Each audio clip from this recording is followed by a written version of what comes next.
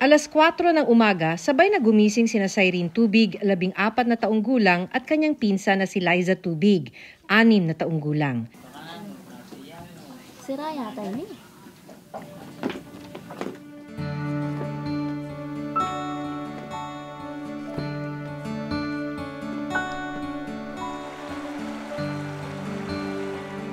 Kailangan nilang baybayin ang isang tila malawak na lawa para makapasok sa paaralan.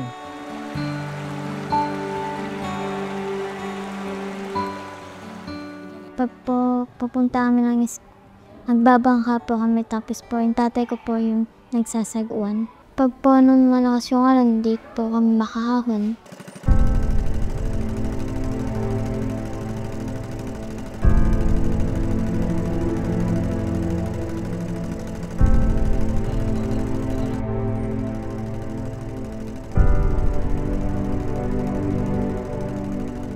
Makalipas ang 20 minuto ng pagsasagwan ng ama ni Cyrene na si Rene,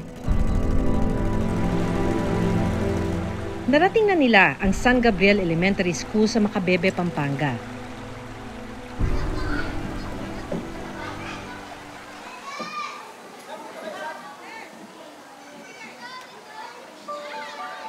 Nasa second floor ang classroom ni Cyrene na nasa grade 5 ngayon.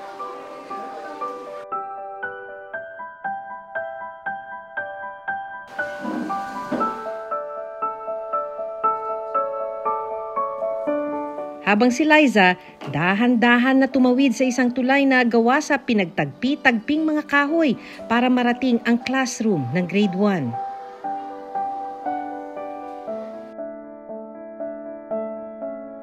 Hindi ka natatakot? Kaya ko na po magtulay, kaya ko na. Nahuhulog po minsan. May classmate kang nahulog mo dyan? Nagkasugat po siya sa mukha.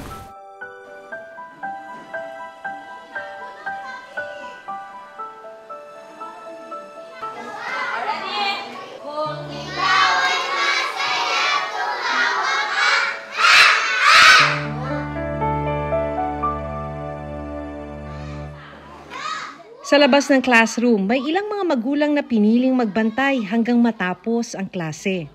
Inaano ko yung secure ng apo ko, baka malaglag. Kasi baka may mangyari pa, naku, hindi na ko na maibabalik.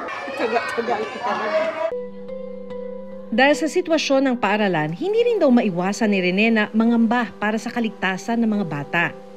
Yung focus ko sa work, pero yung isip ko nasa mga bata, kamukha niyan, makakasama yung panahon. Kumukulog ay biglang ulan. Every year, lumalaki, ganun. Parang kung sakali, kami rito, biglang mawalan ng bahay, ganun. Sa sitwasyon ng buhay. Kasi mga bata, kahit nag-aaral sila, kailangan makatapos kahit may tubig na papalaki o anuman.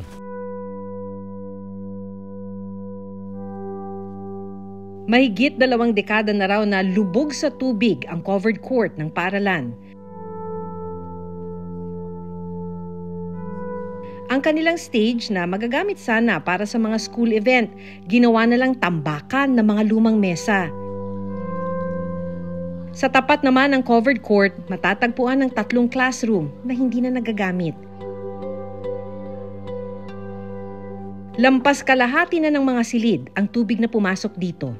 Gawa po ng ganyan na po ang sitwasyon, hindi na po possible ang classroom. Kaya po nilipat na po sa ibang building. Dito po, pwede po ang 25 dito, ma'am, hanggang 30. Kakasya po dito. Oh. Tsaka isa pa, delikado na po yung pader nito. Hindi na po maganda yung amoy ng tubig dahil po yung sa mga isdang namamatay, talagang sumasakit po yun siya ng mga bata dahil sa amoy. O yun po, tignan niyo yung patay na isda. Maliit pa lang yan, ma'am, meron pang mas malaki dyan. Sa kabila ng pagtitiis, pursigido pa rin daw si Cyrene na tapusin ang kanyang pag-aaral. Gusto po makapagtapos para po sa Leia. Naiyak po siya, kaya tinutulungan ko. Ano bang gusto mo maging? Teacher. Pag naging teacher po ako, dito po ako magtuturo. Okay, ingat-ingat kayo sa inyong mga pag-aaral. Ngayong araw ang huling pagpasok ni Teacher Remy bilang principal ng elementary school. Sa paglipat niya sa ibang paaralan, hindi niya maiwasang maging emosyonal dahil hanggang ngayon, hindi pa rin daw naayos ang sitwasyon ng kanilang eskwelahan.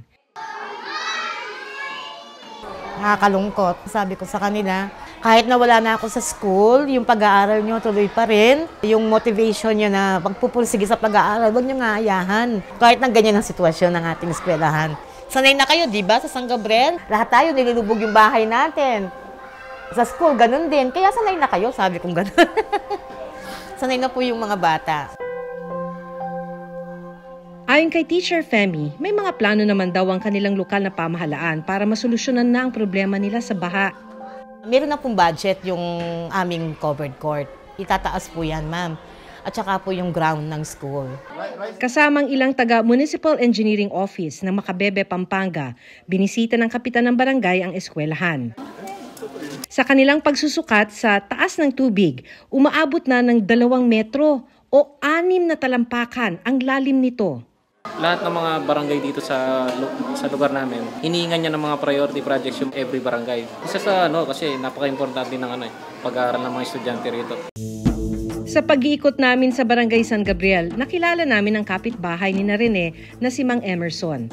Natago pa niya ang ilang litrato na kuha noong 1991, panahong hindi pa lubog sa tubig ang kanilang barangay. Actually, ma'am, 1991 pumutok yung pinatubo, di ba? Tapos, 1995 yung huli naming paghani ng palay. Maganda yung buhay nun, kahit mahirap yung pera. Maraming halaman dyan, mga gulay, pwede ka magtanim ng gulay.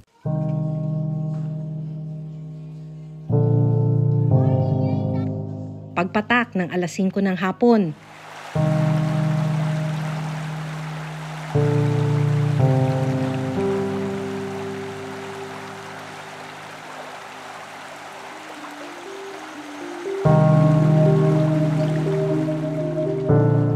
nagsagwan na ulit sila pauwi sa kanilang bahay. Para sa education nila, para makatapos.